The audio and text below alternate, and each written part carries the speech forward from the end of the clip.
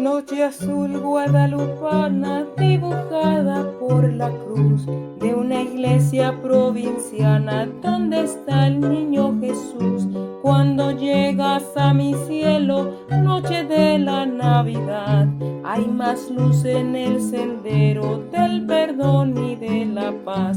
Tus volcanes de Teocalli se perfuman de copal y la luna de mi valle, tu piñata de cristal. La Comunidad Fraterna por una Vida Mejor tiene el agrado de presentar, a través del grupo de teatro COBI, la Pastorela Guadalupana. Adorar al verdadero Dios por quien se vive. Hay estrellas en el alma y en el aire una canción como brisa de campanas que me alegra el corazón. Peregrina noche santa, nacimiento de mi fe, Navidad guadalupana, yo jamás te olvidaré.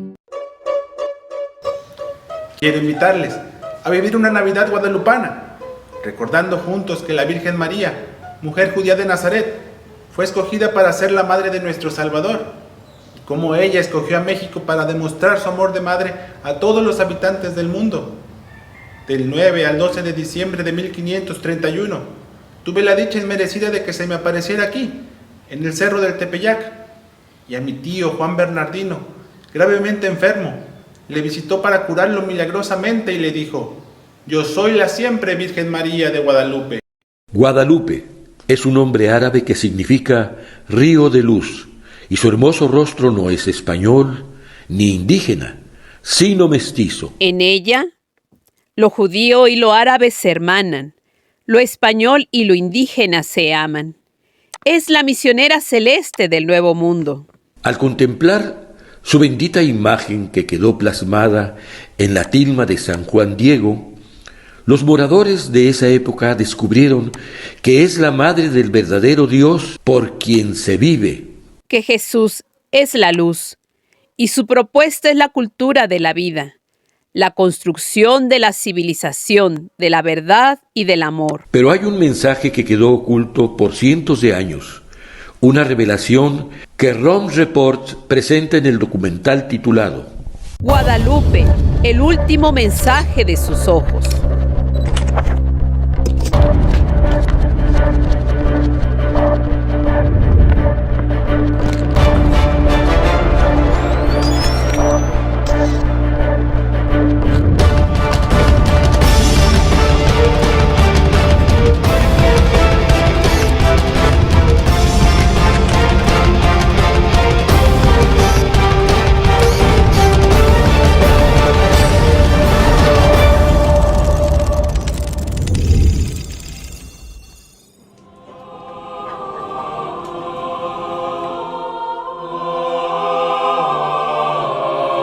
La imagen de la Virgen ha permanecido inalterada hasta nuestros días, pese a numerosos incidentes. Uno de ellos al tratar de limpiar el marco de plata de la imagen en 1784. Por poquito le cae en la cara a la Virgen, pero le cayó a mano derecha y está ese chorreado del ácido. Sabía el platero perfectamente que eso podría destruirla sin más, incluso el platero tuvo que ir al hospital. Y no le pasa absolutamente nada a la imagen. Lo que no fue un accidente casual fue el intento de destrucción con dinamita en el año 1921. Un militar esconde el explosivo en un gran ramo de flores que sitúa como ofrenda a los pies de la Virgen. El bombazo, 14 de noviembre de 1921, destruye muchas cosas que habían en el altar. El mismo mármol del altar se rompe, el crucifijo se dobla, que ahí lo tenemos como testimonio, candelabros, etcétera, etcétera, y a la imagen, al vidrio, que no era antibalas, no había, intacto. Esto sin contar entonces estos siglos de cómo la gente la tocaba, la palmeaba, la besaba, le ponía rosarios, agua bendita, cera, contaminación, etcétera, etcétera, etcétera. Y tenemos casi 500 años con la imagen de la Virgen de Guadalupe ahí. La resistencia de esta simple tela del año 1531 es todo un misterio en el que poco a poco se van haciendo descubrimientos sorprendentes. Todo comienza en el año 1950. Un pintor mexicano asegura haber descubierto la imagen de una cabeza humana en la pupila de la imagen de Guadalupe. Nadie le otorga más importancia hasta que un grupo de oftalmólogos, que llegan a ser hasta 15, observan con lupas los ojos de la imagen. El resultado no tiene explicación humana. Con los instrumentos que tenían a su alcance en esa época, constatan que las características de las pupilas corresponden a las de un ser humano, no son meras manchas. En el año 1979, el Dr. Aste, experto en digitalización por ordenador, formado en Estados Unidos y especializado en imágenes recogidas vía satélite, aplica las últimas tecnologías para resolver el enigma. Sus trabajos confirman la impresión de los oftalmólogos y van más allá de lo que se sospechaba. Muy interesante que la primera que descubría un indígena que está sentado, pero que no era el que habían descubierto. Yo me imaginé que era el que habían descubierto ya este señor, y no, era otro. Era uno de los 13 que poco a poco fui descubriendo. Sus investigaciones dan con un hallazgo extraordinario. Los ojos de la imagen de Guadalupe reflejan los perfiles de 13 personas. 12 de ellas están presentes en los dos ojos, como correspondería a la fotografía de la mirada de una persona normal ante cualquier objeto. Los estudios revelan una conclusión clara. La imagen, aparecida en 1531, no ha sido dibujada por una persona. No hay explicación científica. El computador me ayudó mucho en este sentido. Una de las pruebas más importantes quizás es que debe aparecer en los dos ojos. Y efectivamente todas las imágenes aparecen en los dos ojos en las mismas posiciones. Es más, si se cambia de un ojo al otro en una forma continua, utilizando un proceso que ahora se llama de morphing, se ve que coinciden perfectamente. ¿Hay alguna explicación para este misterio? La tesis del Dr. Aste es que la imagen presenta en sus córneas, como en una foto, todo lo que estaba en la habitación en que sucedió el milagro de las rosas. La tradición asegura que el indio Juan Diego lo desplegó ante el obispo Juan de Zumárraga para demostrar la aparición de la Virgen. Y no es posible que la imaginación presente como figuras humanas meros grupos de manchas. El director del Instituto Superior de Estudios Guadalupanos lo aclara. Algunos piensan que en los ojos, viendo estos oscuros, brillos, etcétera, son fantasía que uno hace. Y no es así, sino que están estos reflejos en los dos ojos. Esto es lo más importante y lo que ayuda a la credibilidad de todo esto. A partir de allí, las investigaciones del Dr. Aste han sacado a luz otro hallazgo revelante. Un mensaje que ha permanecido oculto durante cerca de 500 años. Las últimas tecnologías permiten hoy descubrir un grupo familiar en las pupilas de la imagen. En cada ojo de la Virgen se observa una disposición distinta de ese grupo familiar, en el que el eje siempre es la madre, que está en el centro de sus pupilas. Se destaca así el papel esencial de las madres para nuestra sociedad y para cada uno de los miembros de la familia. Según el Dr. Aste, cuando la figura del padre se aproxima, también los niños se juntan. Una revelación clave en nuestros días. El padre es muy interesante porque sí, eso yo me había dado cuenta que estaba más abajo que la madre, ¿no? Como dándole soporte a la madre. Pero es interesante que ahí hay otra pequeña diferencia entre las dos pupilas, y es que en una pupila los niños están juntos y en la otra están separados. Cuando se hace la conversión continua, se ve que cuando el padre se acerca a la madre, los niños se juntan. Es el último mensaje de Guadalupe. Se recalca la importancia de la familia formada por un padre y una madre para nuestra sociedad. Ese triángulo que se forma de amor es importantísimo. Y Nuestra Señora nos está diciendo, el Padre une a la familia, junta a los niños. Pero en ese núcleo familiar hay más figuras, además de padres e hijos.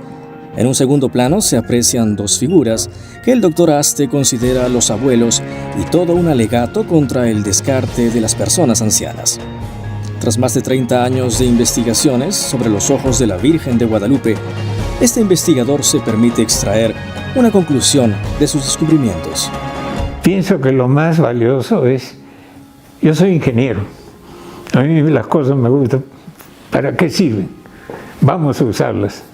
Y yo creo que el mensaje de la familia está muy actual, creo que quedó ahí escondido para ahora, justamente cuando está viéndose ese descrédito,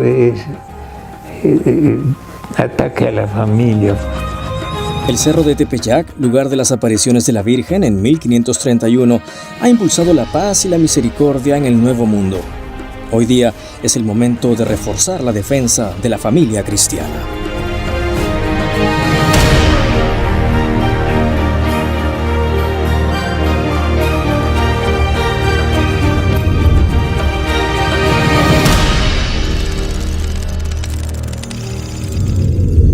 Él es Monseñor Eduardo Chávez Sánchez, doctor en Historia de la Iglesia y director general del Instituto Superior de Estudios Guadalupanos.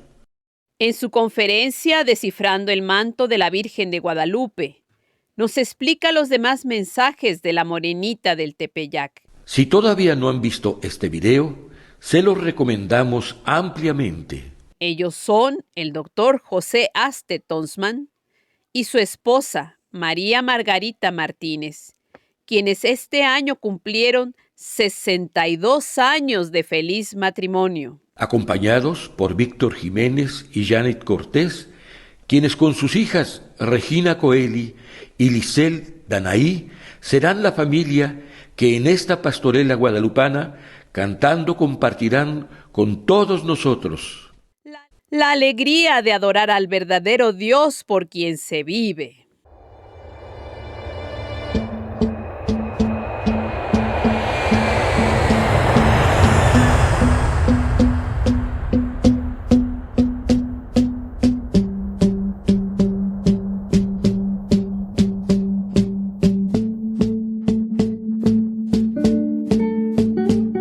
Date prisa que nos vamos a Belén, con María que su niño va a nacer.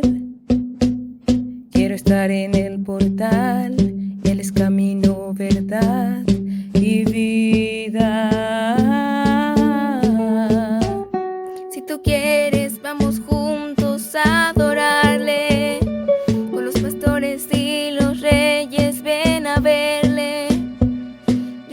A agradecer que por amor nos dará su vida y el cielo. Vamos a cantar alegría y paz, que hoy es Navidad. Cuánto amor nos da nuestro Salvador, quiero ir a adorar y decirle que es la luz que me ilumina. Él es lo más importante de mi vida, qué dicha estar con Él, con María y con José. Adorarle, en la tierra muchos quieren adorarle, México también quiere adorarle, manteniendo los oídos muy atentos, nos enseña a ser felices y amar a los demás. Él es Dios hecho hombre por nosotros, ha venido a salvarnos pues nos ama. Es Jesús el Mesías prometido, es mi amigo, el ejemplo que yo quiero. Ha llegado la Navidad, Dios con nosotros vino a habitar. Todos juntos a celebrar, vamos a anunciarlo a los demás. Vamos a cantar alegría y paz, que hoy es Navidad. Cuánto amor nos da nuestro Salvador, quiero ir a adorar y decirle que es la luz que me ilumina. Él es lo más importante de mi vida, qué dicha estar con Él, con María y con José. Adorarle. tierra muchos quieren adorarle. México también quiere adorarle. Manteniendo los oídos muy atentos, nos enseña a ser felices y amar a los demás.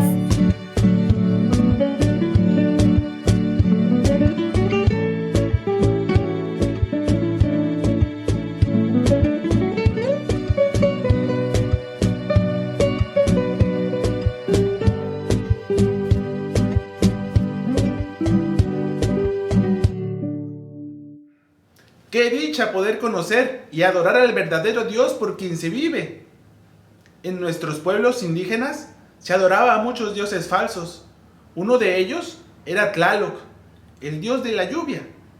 Otro era Huitzilopochtli, el dios del cielo y de la guerra.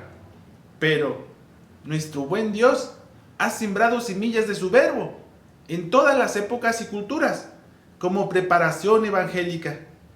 Es decir, Israel fue el pueblo escogido, a quien se le reveló de manera directa, aunque gradual. Pero también fue dando algunas pistas a los demás pueblos.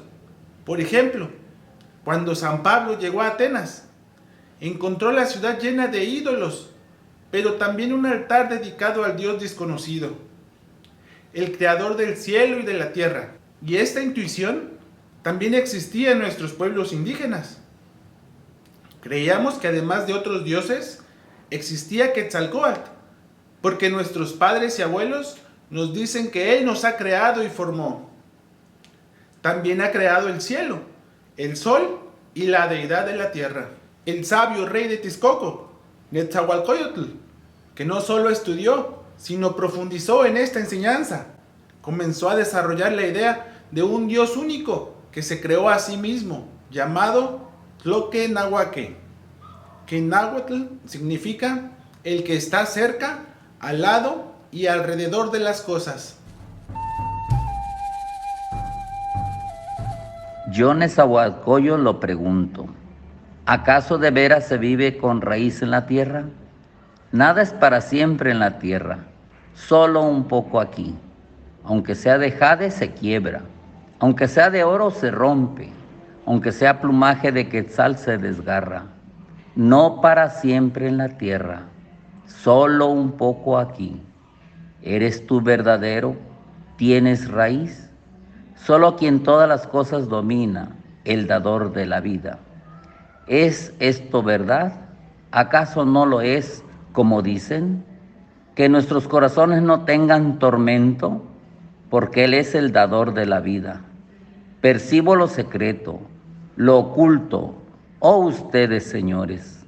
Así somos mortales. Todos habremos de irnos, todos habremos de morir en la tierra. Nadie en jade, nadie en oro se convertirá. En la tierra quedará guardado, todos nos iremos allá de igual modo. Nadie quedará, habrá que perecer. Nosotros iremos así a su casa. Como una pintura nos iremos borrando, como una flor nos iremos secando aquí sobre la tierra, como vestidura de plumaje de ave de zacuán, de la preciosa ave de cuello de hule. Nos iremos acabando, nos vamos a su casa. Se acercó aquí, hace giros la tristeza de los que en su interior viven. Medítenlo, señores, águilas y tigres. Aunque fueran de jade, aunque fueran de oro, también allá irán, al lugar de los descarnados. Tendremos que desaparecer, nadie habrá de quedar. ¿Con qué he de irme? ¿Nada dejaré en pos de mí sobre la tierra? ¿Cómo ha de actuar mi corazón? ¿Acaso en vano venimos a vivir, a brotar sobre la tierra? Dejemos al menos flores, dejemos al menos cantos. Amo el canto del cenzontle, pájaro de 400 voces. Amo el color del jade y el enervante perfume de las flores. Pero más amo a mi hermano, el hombre. Mañana o pasado, como lo quiera el corazón de aquel por quien se vive, nos habremos de ir a su casa. Amigos míos, Démonos gusto. Netzahualcóyotl, el rey poeta, tenía aquí su palacio rodeado de jardines, a 30 kilómetros de lo que hoy es el municipio de Texcoco, en el Estado de México. Su invitación de darnos gusto no es en el sentido que dicen los paganos, comamos y bebamos que mañana moriremos, sino todo lo contrario. Es la alegría de comprender que Dios existe y que viviremos con Él eternamente. Y esta visión trascendente le llevó a ser un rey que amó a su pueblo durante su reinado, que duró 40 años. La cultura, las artes y la arquitectura tuvieron un auge increíble, al grado de que Texcoco adquirió el título de capital cultural en todo el México prehispánico. 20 años después de su muerte, el 12 de octubre de 1942, Cristóbal Colón descubrió América.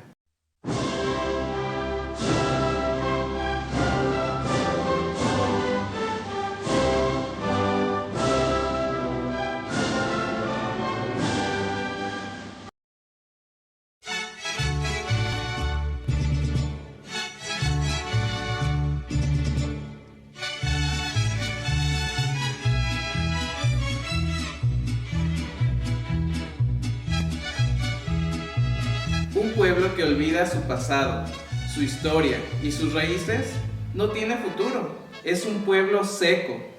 Es por eso que hoy los invitamos a hacer un viaje virtual, sustentado en la documentación histórica y no en la tan propagada leyenda negra sobre España y la Iglesia Católica.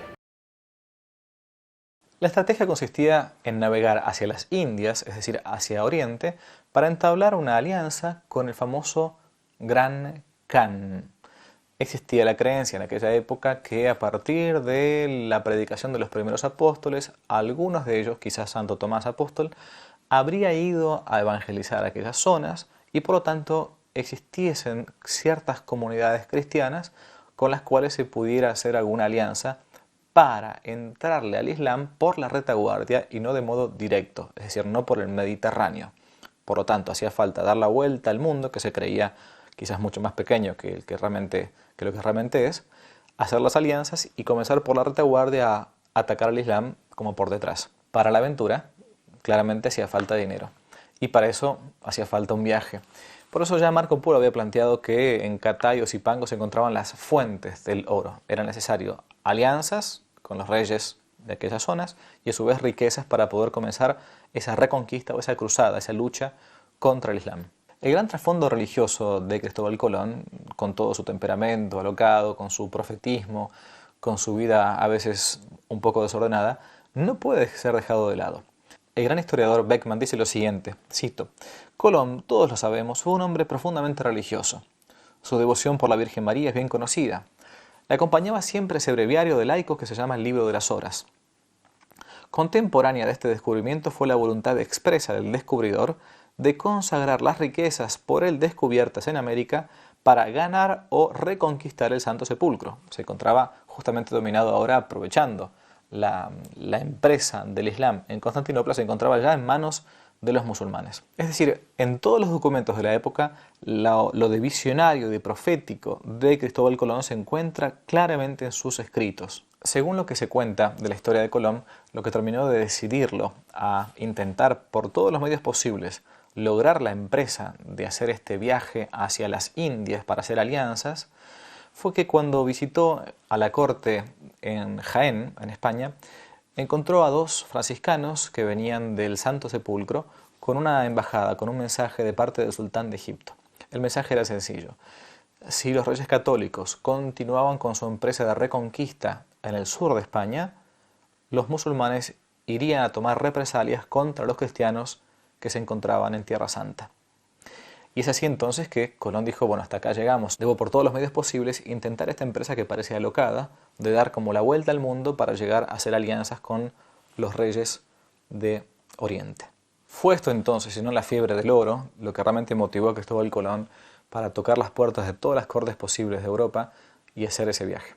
Fue esta y no otra la razón por la cual Colón intentó hacer este viaje que parecía alocado hacia las Indias para intentar tomar al Islam y salvar a los cristianos de Medio Oriente. Y fue esto lo que terminó motivando, por cierto, a la reina Isabel, a la gran reina Isabel la Católica, para apoyar el viaje de Colón.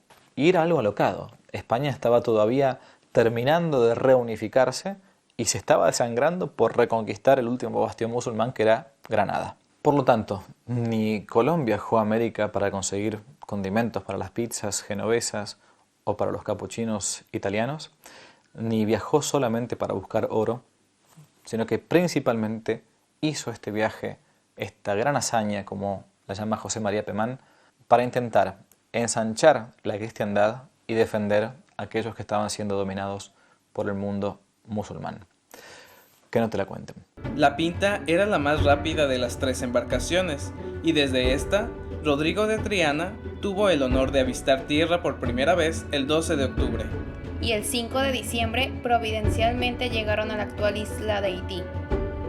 Así, en el hermoso mar Caribe, en sus hermosas playas, inició el encuentro de 2 mundos, es decir, la unión entre América y Europa. Los navegantes quedaron maravillados de lo que les pareció el paraíso en la tierra. Y la primera tribu con la que tuvieron contacto fue con la de los taínos. La noche de Navidad, Colón se dispuso a descansar después de 2 noches sin dormir, por haberse dedicado a explorar, pero sucedió un accidente. El capitán de la Santa María dejó el timón en manos de un jovencito, y este no pudo evitar chocar contra un arrecife. Esta embarcación era la mayor de todas y en ella viajaba Colón, quien al darse cuenta de lo sucedido, para evitar que se hundiera, ordenó a todos que les ayudaran a quitar peso. Pero la mayoría abandonó el barco que se hundía, buscando solo salvar sus vidas. La mañana del 25 de diciembre, los taínos les ayudaron a rescatar la madera de esta carabela, con la que los españoles construyeron su primer establecimiento en América, al que llamaron Fuerte de Navidad. Ahí se quedaron 39 hombres, con provisiones para 1 año y semillas para sembrar, mientras Colón, con los demás, emprendió su viaje de regreso a España el 16 de enero de 1493. En abril se encontró el almirante con los reyes católicos, en el convento de San Jerónimo de Murtra, a pocos kilómetros de Barcelona. Les relató las peripecias de su viaje, la belleza de la naturaleza, y les describió cómo encontraron a los habitantes poco vestidos y les recibieron amablemente. Luego empezó a mostrar lo que había traído: jaulas con pájaros, barriles con pescados salados, animales exóticos.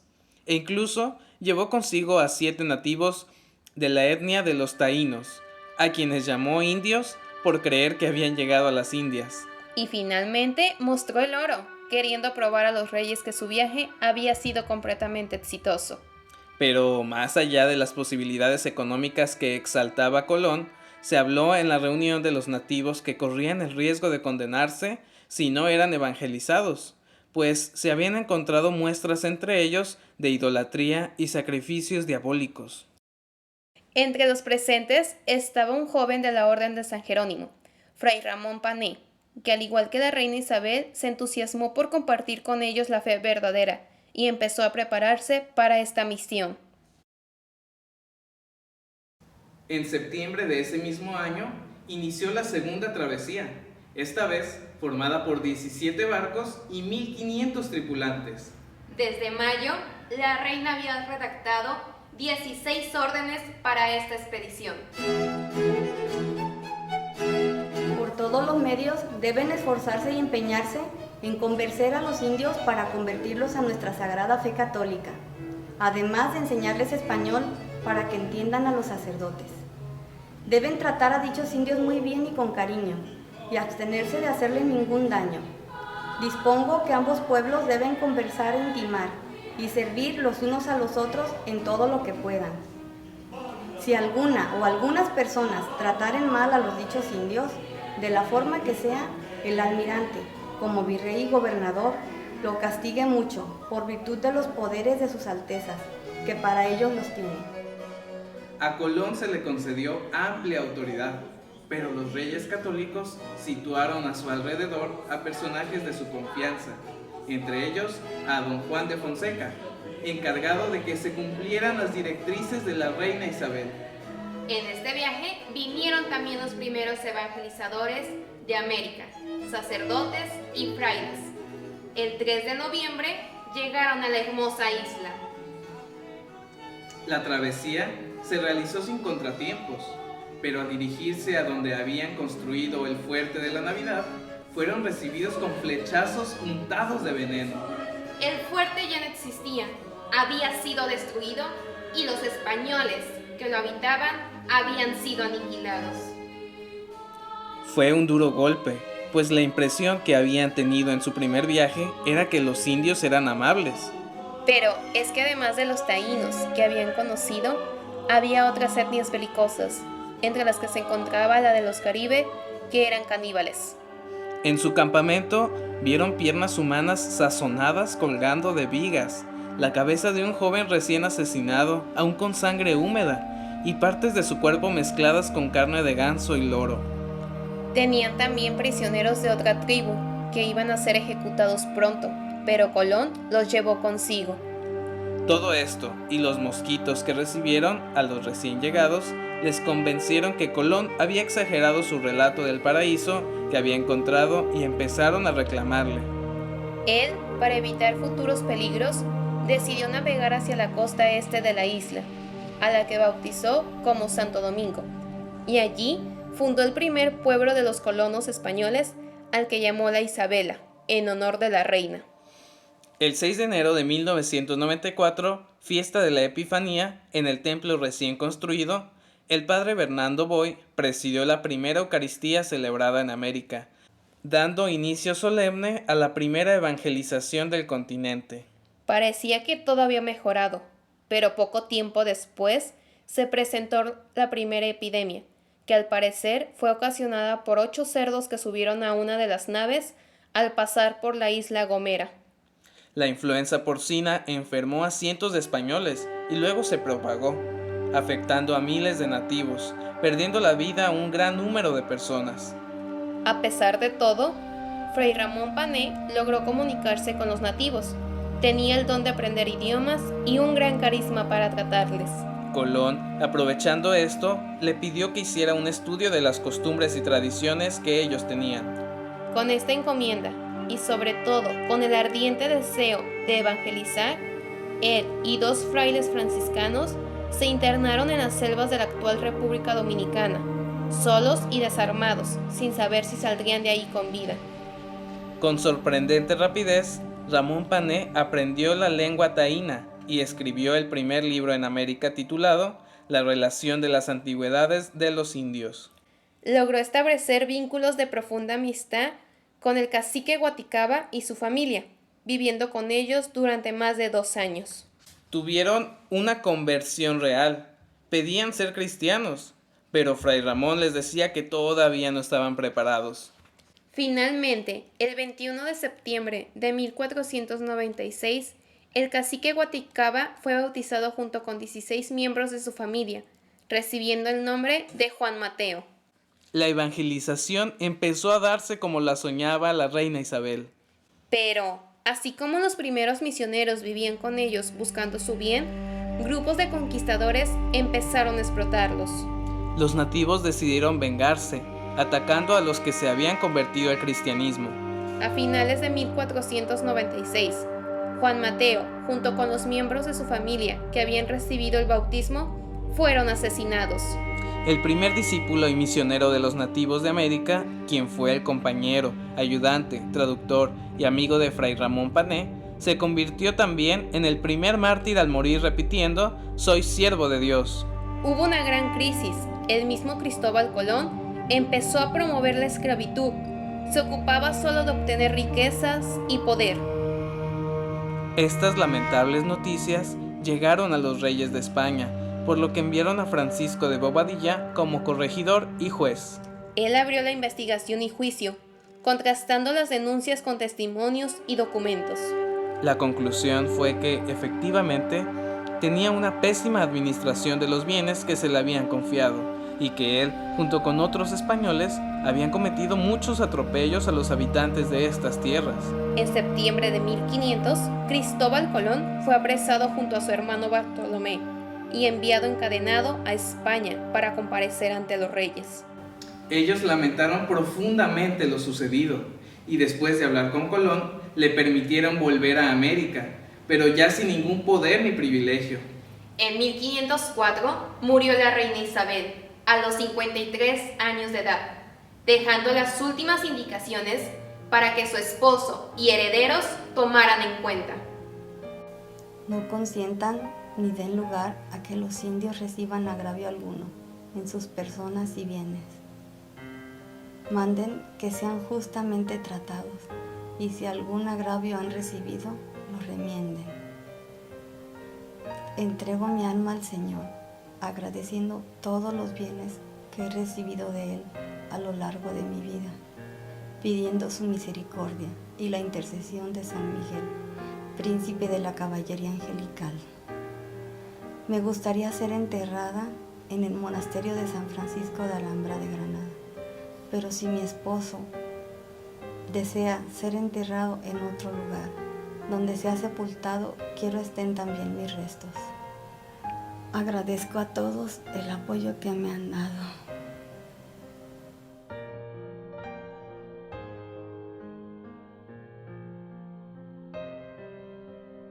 Estos son algunos de los párrafos del codicilo o testamento de la reina Isabel, cuya fe la llevó a soñar con que el nuevo mundo que se había descubierto se convirtiera en el continente de la esperanza.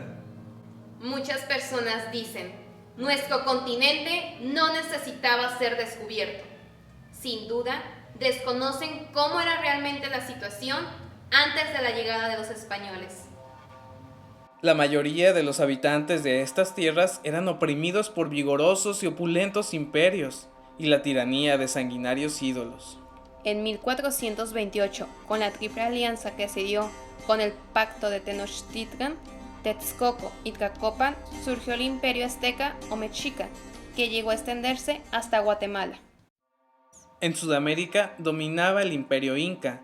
Los dos eran regímenes totalitarios y despóticos, donde un emperador y una casta dirigente gobernaban en detrimento de los pueblos sometidos. Eran cientos de culturas distintas en un ambiente constante de guerra, terminando muchas veces con poblaciones enteras. Ahuizoc, el emperador de la Edad de Oro azteca, reinó de 1468 a 1502. Este rey belicoso, cuyo poder se basaba en el terror que le tenían los vecinos sometidos bajo su autoridad, como guerrero conquistador, llevó este imperio a su mayor extensión, dominando a millones de habitantes. Él mismo encabezó muchas campañas militares, y entre sus estrategias estaban las emboscadas y los ataques sorpresa, ganándose la fama de guerrero, feroz, cruel y sanguinario.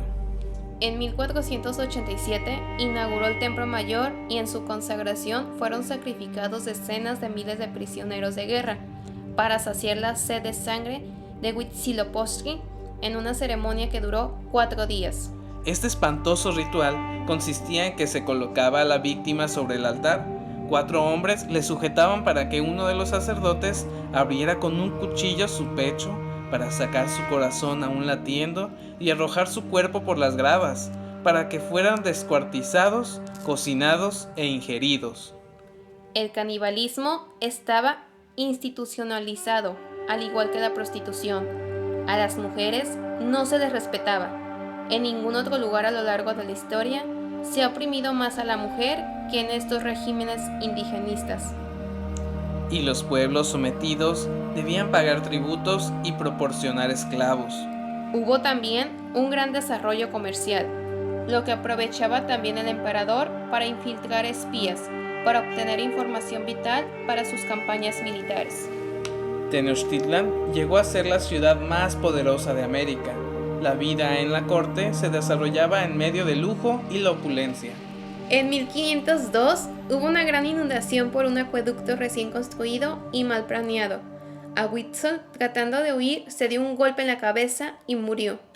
Le sucedió en el trono su sobrino Moctezuma II, y durante su reinado llegaron los españoles comandados por Hernán Cortés en 1519.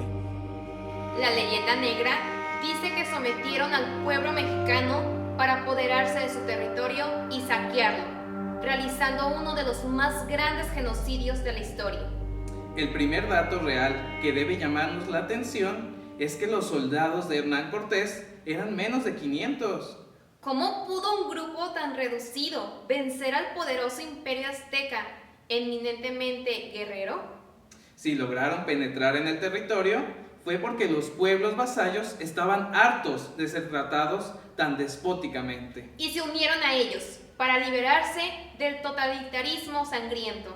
Cuando los aztecas percibieron que estaba iniciando esta alianza en 1520, construyeron un muro con cientos de cráneos de indígenas y españoles. Una advertencia para todos los pueblos vecinos de lo que les iba a pasar a los traidores. Pero esto motivó más a los pueblos oprimidos, porque precisamente querían ponerle fin a la barbarie. Los enfrentamientos fueron feroces y se extendieron hasta el 13 de agosto de 1521. Ese día, Hernán Cortés, al mando de un reducido grupo de españoles y de una coalición de pueblos indígenas, conquistó la ciudad de Tenochtitlan, poniendo fin al poderoso imperio azteca. La victoria del conquistador español fue posible por la alianza voluntaria y consciente de miles de indios, entre quienes se encontraban los tlaxcaltecas, que luego se conocieron como los indios conquistadores. Pero los años siguientes no resultaron fáciles. La paz no llegó sino hasta 10 años después. Los españoles pretendían acabar con los sacrificios humanos ofrecidos a los falsos dioses y se enfrentaron a los habitantes de estas tierras que realmente creían que debían hacerlos para continuar teniendo vida. Las guerras floridas que realizaban no eran para ir a matar a los enemigos, sino para llevarlos como prisioneros y ofrecer su sangre y corazón para que el universo continuara funcionando. Para ellos no era matar por matar, sino ofrecer víctimas a los dioses para que sus pueblos pudieran continuar viviendo. Si había sequía, sacrificaban a los niños a Tlaloc. Los mismos papás, con mucho dolor, entregaban a sus hijos de 4 años, sabiendo que los sacerdotes los iban a torturar y a matar. En el ritual, les quitaban las uñas y con una púa de maguey perforaban todo su cuerpecito. Si eran niñas, les cortaban la cabeza. Si eran niños, les abrían el pecho y les sacaban el corazón. Hacían todo esto porque creían que cuanto más lloraban estas pequeñas víctimas, más abundante sería la lluvia. A Huitzilopochtli, el dios del sol y de la guerra, le ofrecían corazones de los prisioneros todos los días para que tuvieran energía para vencer las tinieblas y salir al día siguiente. Su fiesta más importante era Panquetzalistli, en el solsticio de invierno, porque en ese tiempo las noches son más largas y los días más cortos. Entonces creían que debían ofrecer más corazones y sangre. Durante los 80 días previos, todo el pueblo se sacrificaba comiendo solo tortilla, sal y agua, y se perforaban con púas de maguey sus piernas, brazos, lengua, labios y orejas. Los sacerdotes se perforaban los genitales y pasaban por el orificio que quedaba una cuerda larga. Y todo esto era para dar energía al sol, que parecía que estaba perdiendo fuerza y no podría vencer las tinieblas. Al ver esto y otros muchos sacrificios, los franciscanos decían: estos ídolos son el demonio, es Satanás, y tenían razón. Al tratar de prohibirlos, de evitarlos, hubo fuertes enfrentamientos entre españoles e indígenas. Poco a poco se fueron erradicando, y esto ocasionó en los indígenas un duelo casi generalizado. Quienes habían sacrificado a sus hijos se dieron cuenta que a pesar de que no ofrecían víctimas, había lluvias y el sol continuaba saliendo. Algunos empezaron a preguntarse: ¿entonces sacrifiqué a mi hijo por nada? Otros pensaban: nos estamos acercando a 1531, año del 13 caña, lo que significaba que algo iniciaba, lleno de la sabiduría de Dios. Y llegaban a la conclusión: sí, algo nuevo inicia, pero sin nosotros. Por si fuera poco, en 1530 hubo 3 terremotos. En su mentalidad, si había un cuarto terremoto, todo acabaría. Pero la gravedad de la situación no se quedaba ahí. Los españoles se dividieron entre quienes querían cumplir las indicaciones reales y quienes solo buscaban riquezas y poder. El emperador Carlos V, nieto de los reyes católicos, que anhelaba lo mismo que la reina Isabel, envió una audiencia, es decir, a varios oidores para investigar y corregir, pero se corrompieron al llegar. Ante estas noticias, la reina Isabel, esposa del emperador Carlos V, le escribió una carta al licenciado Vasco de Quiroga, proponiéndole viajar a la Nueva España, en donde las cosas iban de mal en peor. Él aceptó y formó parte de la segunda audiencia que llegó en enero de 1531. En cuanto llegaron, los indios y españoles se dieron cuenta de que los nuevos oidores venían realmente a imponer justicia. Pasaban casi todo el día y parte de la noche escuchando quejas, acusaciones y defensas. Y los indios se conmovían al comprobar que don Vasco no solo les entendía, sino que al ver los dibujos en los que le mostraban los maltratos que habían sufrido, se echaba a llorar. A Fray Juan de Zumárraga, obispo franciscano, también recién llegado, le notificaron que españoles estaban atacando a otros españoles porque les estorbaban en su proyecto de explotación a los indígenas. Inmediatamente trató de intervenir, pero él mismo fue recibido con un flechazo. Si no fuera por sus reflejos rápidos, lo hubieran herido. Entonces le escribió al emperador explicándole la grave situación en que se encontraba y le comentó: si Dios no interviene, todo esto se perderá. Y sucedió entonces el gran acontecimiento que integró los diferentes pueblos y culturas. Y que hizo posible que naciera a la vida México. El sábado 9 de diciembre de 1531, muy de madrugada, Juan Diego, uno de los pocos indígenas que había aceptado la fe cristiana, iba deprisa. Pero al llegar al cerrito del Tepeyac, se detuvo a escuchar impresionado.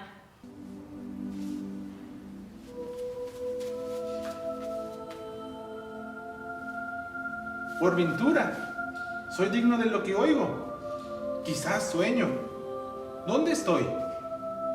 ¿Acaso ya en el paraíso terrenal que dejaron dicho los viejos, nuestros mayores? ¿Acaso ya en el cielo? Juanito, acércate. Juanito, el más pequeño de mis hijos. ¿Dónde vas? Señora y niña mía, tengo que llegar a tu casa de México Tlatelolco a seguir las cosas divinas que nos dan y enseñan nuestros sacerdotes, delegados de nuestro Señor. ¿Sabe y ten entendido, tú, el más pequeño de mis hijos, que yo soy la perfecta siempre Virgen Santa María, y tengo el privilegio de ser madre del verdadero Dios por quien se vive, del Creador de las personas y de todo cuanto existe, quien está siempre cerca y es Señor del cielo y de la tierra. Deseo vivamente que se me erija aquí un templo, para allí mostrárselo a ustedes, engrandecerlo, entregárselo a Él, que es todo mi amor, a Él, que es mi mirada compasiva, a Él que es mi auxilio, a Él que es mi salvación. Porque en verdad yo me honro en ser madre compasiva de todos ustedes, tuya y de toda la gente que aquí en esta tierra están en uno, y de los demás dos linajes de hombres, mis amadores, los que a mí clamen, los que me busquen, los que me honren confiando en mi intercesión, porque ahí estaré siempre dispuesta a escuchar su llanto, su tristeza, para purificar, para curar todas sus diferentes miserias, sus penas, sus dolores, y para realizar con certeza lo que pretende Él, mi mirada misericordiosa. Ojalá aceptes ir al Palacio del Obispo de México, y le narres como nada menos que yo te envío de embajador para que le manifiestes cuán grande y ardiente deseo tengo de que aquí me provea de una casa, de que me levante en el llano mi templo. Absolutamente todo, con todos sus detalles le contarás, cuanto has visto y admirado, y lo que has oído. Y quédate seguro de que mucho te lo voy a agradecer y a pagártelo, pues te enriqueceré, te glorificaré, y mucho merecerás con esto que yo recompense tu cansancio, tu molestia de ir a ejecutar la embajada que te confiero. Ya has oído, hijo mío, el más amado, mi aliento, mi palabra. Ojalá aceptes ir y tengas la bondad de poner todo tu esfuerzo. Señora mía, ya voy a cumplir tu mandato. Por ahora me despido de ti. Yo, tu humilde siervo. Juan Diego se fue directo al palacio del obispo, que se llamaba Fray Juan de Zumárraga, religioso franciscano que hacía poco había llegado de España. Apenas llegó trató de verle, rogó a sus criados que fueran a anunciarlo, y pasado un buen rato vinieron a llamarle. Entró y enseguida le dio el recado de la Señora del Cielo al obispo, y también le dijo cuánto admiró, vio y oyó. Pero él pareció no darle crédito. Juan Diego se retiró muy triste y se fue directo a la cumbre del cerrito, en donde la Señora del Cielo ya lo estaba esperando. Señora, la más pequeña de mis hijas, niña mía, fui a donde me enviaste a cumplir tu mandato. Le vi y le expuse tu mensaje, así como me advertiste. Me recibió benignamente y me oyó con atención, pero en cuanto me respondió, pareció que no lo tuvo por cierto. Me dijo, otra vez vendrás, te oiré más despacio, veré muy desde el principio el deseo y voluntad con que has venido. Comprendí perfectamente en la manera que me respondió, que piensa que es quizás invención mía, que tú quieres que aquí te hagan un templo, y que acaso no es de orden tuya. Por lo cual, te ruego encarecidamente, señora y niña mía, que alguno de los principales, conocido, respetado y estimado, le encargues que lleve tu mensaje para que le crean, porque yo soy solo un hombrecillo, soy un cordel, soy una escalerilla de tablas, soy cola, soy hoja, soy gente menuda, y tú, niña mía, la más pequeña de mis hijas, señora, me envías a un lugar por donde no paro y no ando. Oye, hijo mío, el más pequeño, ten entendido que son muchos mis servidores y mensajeros a quienes puedo encargar que lleven mi mensaje y hagan mi voluntad. Pero es de todo punto preciso que tú mismo solicites y ayudes, y que con tu mediación se cumpla mi voluntad. Mucho te ruego, hijo mío, el más pequeño, y con rigor te mando, que otra vez vayas mañana a ver al obispo. Dale parte en mi nombre y hazle saber por entero mi voluntad, que tiene que poner por obra el templo que le pido. Y otra vez diles que yo en persona, la siempre Virgen Santa María, Madre de Dios, te envía. Señora y niña mía, no te cause yo aflicción. De muy buena gana iré a cumplir tu mandato, iré a hacer tu voluntad, pero ¿acaso no seré oído con agrado? O si fuese oído, quizás no me creerá. Mañana en la tarde, cuando se ponga el sol, vendré a dar razón de tu mensaje, mi niña. Descansa entre tanto. Gracias, hijo mío. Al día siguiente, domingo 10 de diciembre, muy temprano Juan Diego salió de su casa. Fue a Tlatelolco a instruirse en las cosas divinas, y así, a las 10, después de oír la misa, se vino al palacio del obispo. Con mucha dificultad logró verle.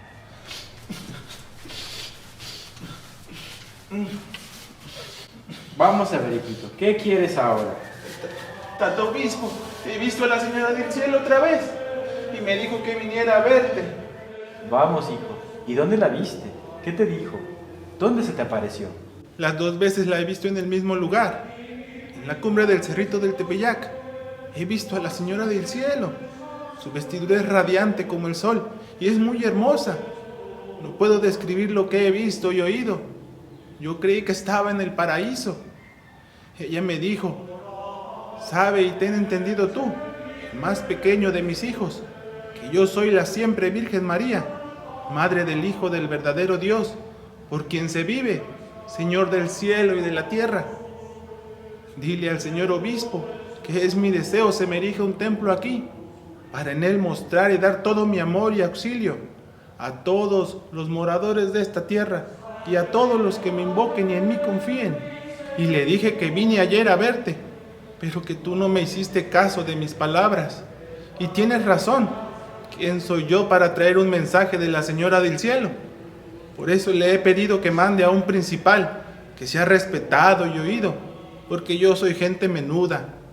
Pero ella me dijo otra vez que quería que yo fuera el que trajera su mensaje, que era su voluntad, que viniera a verte otra vez. Comprende, hijo mío, que no solo con tu plática y solicitud se puede hacer lo que me pides. Es necesario que me traigas una prueba que demuestre lo que me dices. Tata Obispo, dime cuál es la señal que me pides, que luego iré a pedírsela a la Señora del Cielo, que me envió acá. La que ella quiera darte. Ve con Dios, Juan Diego.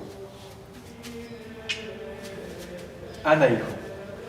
Viendo el señor obispo que Juan Diego ratificaba todo sin dudar, envió a unas gentes de su casa en quienes podía confiar para que le siguieran y vigilaran a dónde iba y con quién hablaba. Así lo hicieron. Juan Diego se vino directo al cerrito del Tepeyac, caminó por la calzada y al llegar a la barranca se les perdió a los que lo venían siguiendo. Por más que lo buscaron, ya no lo encontraron. Enojados, regresaron a informar al señor obispo. Así como lo oye, señor obispo. Lo seguimos como usted nos ordenó y se nos escondió. Y le buscamos por todas partes, pero no lo encontramos. Para mí que sospechó que lo estábamos siguiendo y se nos escondió. Más vale, Tata Obispo, que no le crea lo que venga a decirle. Gracias por sus informes. Para mí que alguien lo anda mal aconsejando. Si vuelve, castíguelo con dureza, para que no vuelva a mentir y engañar. Mientras esto sucedía, Juan Diego le estaba diciendo a la Santísima Virgen la respuesta del señor obispo. Bien está, hijito mío. Volverás aquí mañana para que lleves al obispo la señal que te ha pedido. Con esto te creerá, y ya no dudará acerca de esto, ni sospechará de ti. Sabe, hijito mío, que yo te pagaré tu cuidado y el trabajo y cansancio que por mí has emprendido. Ve ahora a descansar, que mañana aquí te aguardo. Al día siguiente, lunes 11 de diciembre, cuando tenía que llevar Juan Diego la señal para ser creído, no se presentó por ella. Porque cuando llegó a su casa, se encontró a su tío Juan Bernardino gravemente enfermo. Primero fue por un médico y lo auxilió, pero ya no era tiempo, ya estaba muy grave. Por la noche, su tío le rogó que en la madrugada fuera a buscar a un sacerdote para confesarlo y disponerle, porque estaba seguro que había llegado la hora de su muerte, que ya no se levantaría ni sanaría. El martes 12 de diciembre, muy de madrugada, salió de su casa Juan Diego a llamar al sacerdote, y cuando venía llegando al camino que sale junto a la ladera de este cerrito por donde tenía costumbre pasar, se detuvo.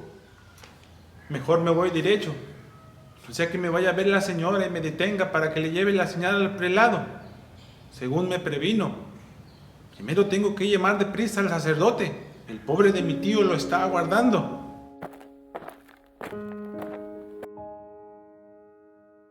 ¿Qué hay, hijo mío, el más pequeño? ¿A dónde vas? Niña mía, la más pequeña de mis hijas. Señora, ojalá estés contenta. ¿Cómo has amanecido? ¿Estás bien de salud, señora y niña mía? Voy a causarte aflicción. ¿Sabe, niña mía, que está muy mal un pobre siervo tuyo? Mi tío le ha dado la peste y está para morir. Ahora voy presuroso a tu casa de México a llamar a uno de los sacerdotes amados de nuestro Señor, que vaya a confesarle y disponerle, porque desde que nacimos vinimos a aguardar el trabajo de nuestra muerte. Voy a hacerlo, pero volveré luego otra vez aquí para ir a llevar tu mensaje, señora y niña mía. Perdóname, tenme por ahora paciencia, no te engaño, hija mía, la más pequeña. Mañana vendré a toda prisa. Oye y ten entendido, hijo mío, el más pequeño, que es nada lo que te asusta y aflige. No se turbe tu corazón, no temas esa enfermedad, ni otra alguna enfermedad y angustia. ¿No estoy yo aquí? ¿No soy tu madre? ¿No estás bajo mi sombra? ¿No soy yo tu salud? ¿No estás por ventura en mi regazo? ¿Qué más necesitas? No te apene ni te inquiete otra cosa. No te aflija la enfermedad de tu tío, que no morirá ahora de ella. ¿Estás seguro de que sanó? Gracias, niña mía, madre mía. Dame entonces la señal, la prueba que tengo que llevar al señor obispo, para que crea que eres tú, la señora del cielo, la que me envía para que se construya aquí el templo como tú quieres. Sube, hijo mío, el más pequeño, a la cumbre del cerrito, allí donde me viste y te di órdenes. Hallarás que hay diferentes flores. Córtalas, júntalas, recógelas. Enseguida baja y tráelas a mi presencia.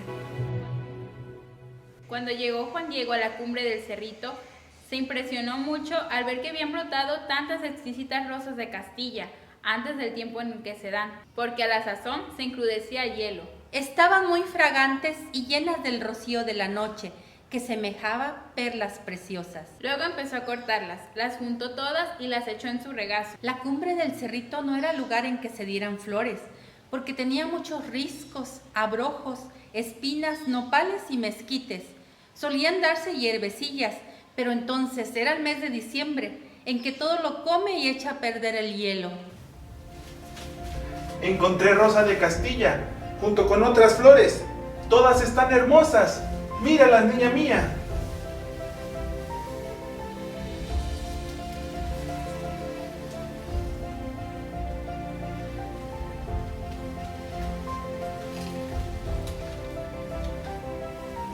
Hijo mío, el más pequeño, esta diversidad de flores es la prueba y señal que llevarás al obispo. Le dirás en mi nombre que vea en ella mi voluntad, que él tiene que cumplirla. Tú eres mi embajador, muy digno de confianza. Rigurosamente te ordeno que solo delante del obispo descubras tu manta y muestres lo que llevas. Contarás bien todo, que te mandé a subir a la cumbre del cerrito, que fueras a cortar flores, y todo lo que viste y admiraste, para que puedas inducir al prelado a que dé su ayuda, con objeto de que se haga y erija el templo que he pedido. Así lo haré. Voy corriendo a llevar tu mensaje y la prueba para el señor obispo.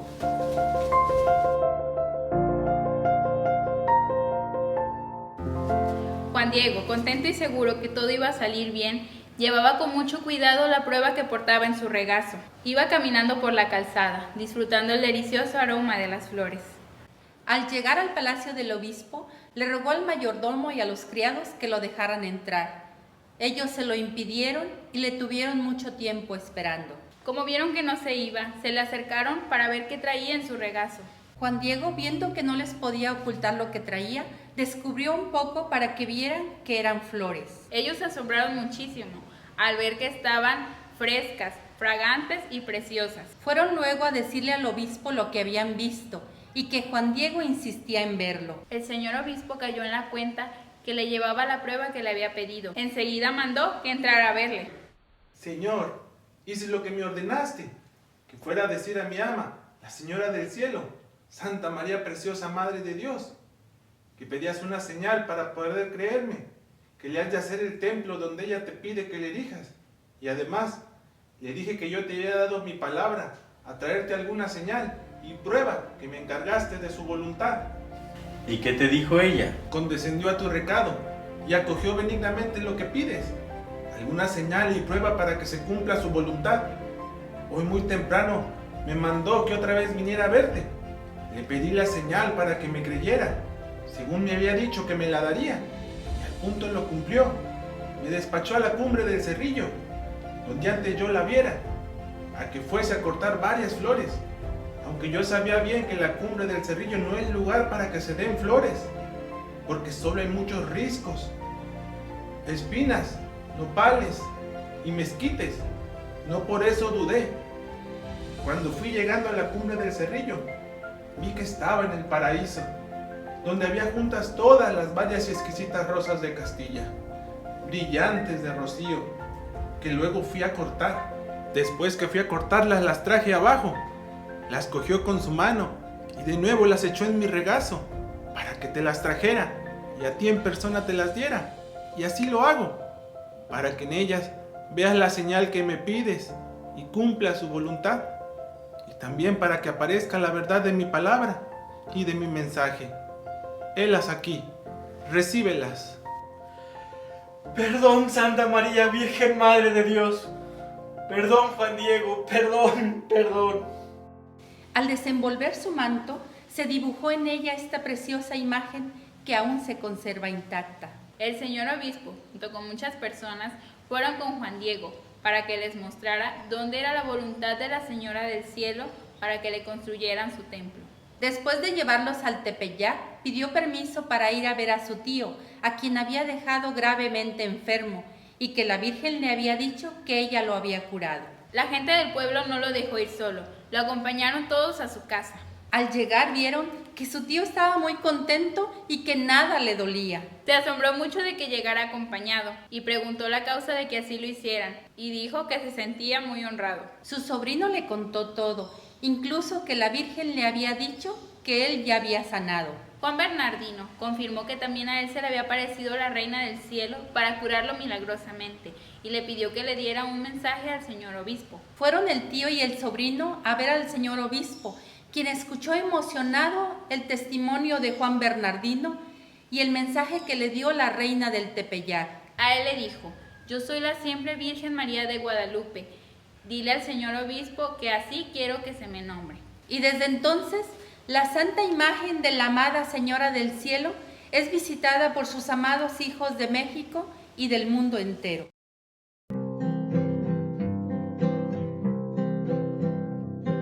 Oh Virgen María de Guadalupe, Madre de Dios y Madre nuestra, Señora de tez morena, beso de Dios que llega a nuestra tierra.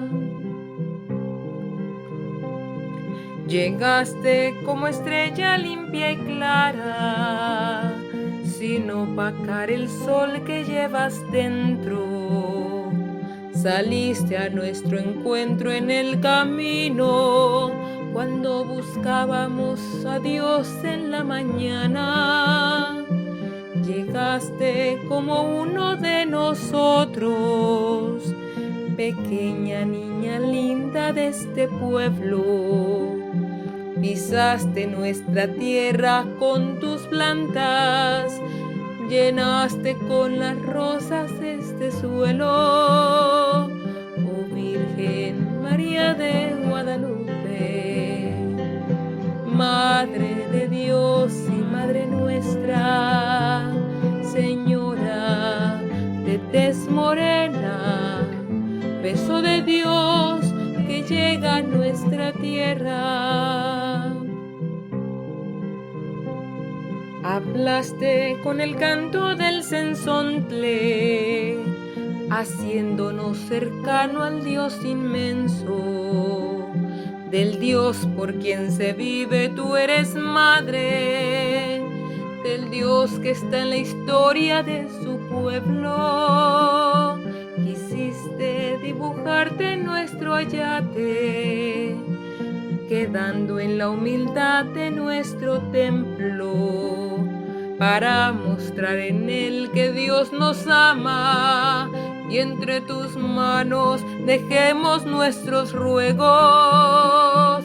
Oh Virgen María de Guadalupe, Madre de Dios y Madre nuestra, Señora de tez morena, beso de Dios que llega a nuestra tierra.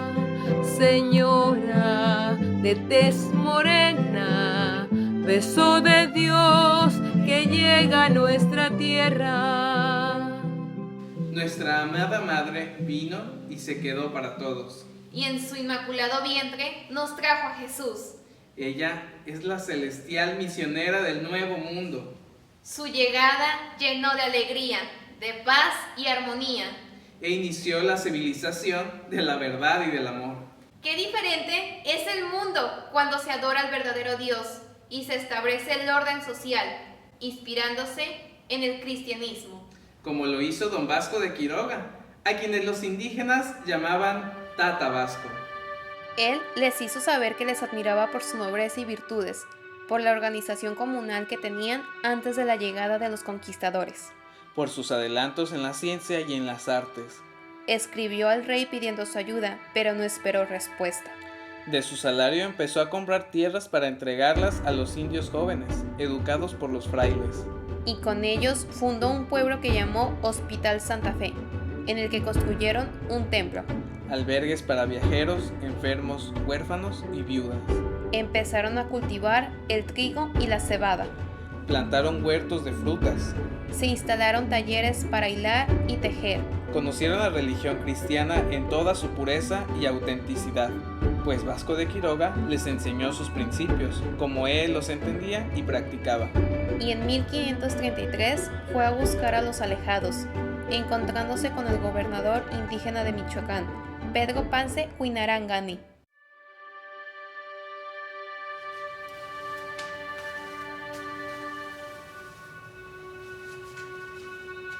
Con la ayuda de Dios, plantaré una civilización con el noble llamado del amor. ¿Quién es usted y qué hace aquí? Soy Vasco de Quiroga. El rey me ha nombrado visitador de Michoacán. Pues yo soy Pedro Pance Huinaranganin, gobernador indígena, y no permito que ningún español entre en mi territorio. Don Pedro, sé que tiene razón en despreciarnos. Hemos hecho mucho daño, pero le pido que nos perdone y nos dé la oportunidad de esclavizarnos. No, don Pedro, créame, yo solo tengo afecto para la nación indígena. Los mexicanos pueden darle testimonio de esto. Edifiqué con ellos y con los hermanos franciscanos y agustinos una población llamada Santa Fe a 2 leguas de la ciudad, en la que ahora miles de indígenas viven felices y con su cooperación podremos hacer lo mismo. Ustedes solo quieren adueñarse de nuestras tierras. No, esta tierra es de ustedes, para que la gocen bajo mi protección, porque el Dios que hizo los bosques también hizo los hermosos valles con sus resplandecientes lagos. Y con un poco de cuidado y cultivo, su suelo puede convertirse en uno de los más fértiles y proveerles de todo el alimento que necesitan. Pero, si rehúsan seguir mi consejo e insisten en esconderse en los bosques, muy pronto se van a asemejar a las bestias salvajes que viven aquí. Dense la oportunidad de aprender a vivir felices, con una sola mujer que les sea fiel, de la misma manera que ustedes les serán fieles a ella. La práctica de tomar varias esposas debe de desaparecer. Deben respetarse entre ustedes. ¿Y usted respetará a nuestros dioses? Yo les respeto a ustedes y le pido me den la oportunidad de hablar del mismo Dios que hablaban los toltecas. Al creador de todo lo que existe. Sí, don Pedro, a Él que nos da todo sin necesidad de ofrecer sacrificio humano. Eso no es posible. Ya platicaremos de esto. Ahora lo importante es que aprendan ustedes a vivir los unos con los otros, ayudándonos. Lo primero es construir un templo con escuela y hospital. Y luego, alrededor, iremos construyendo las casas de todos. Podrán aprender a leer, a escribir y muchos oficios más. Haré saber su propuesta. Confiamos en usted. Mejor los dos confiemos en nuestro Dios, que quiere que vivamos en paz, amándonos los unos a los otros. Hazme un instrumento de tu paz. Donde haya odio, lleve yo tu amor. Donde haya injuria, tu perdón, Señor. Donde haya duda, fe en ti. Hazme un instrumento de tu paz, que lleve tu esperanza por doquier.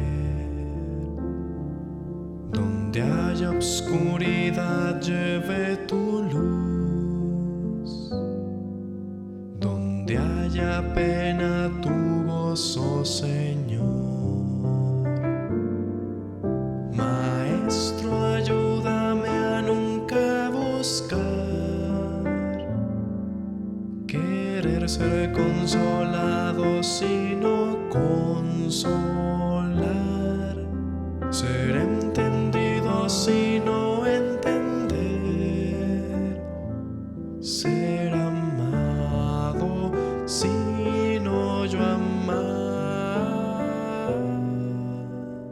Hazme un instrumento de tu paz, es perdonando que nos das perdón,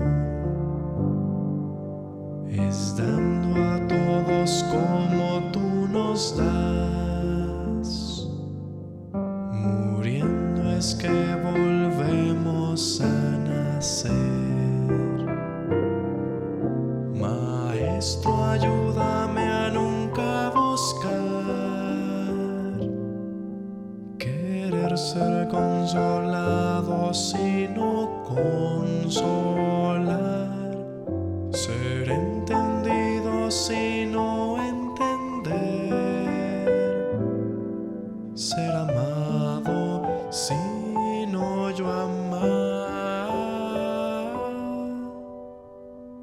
Hazme un instrumento de tu paz. Celebremos la alegría de ser cristianos.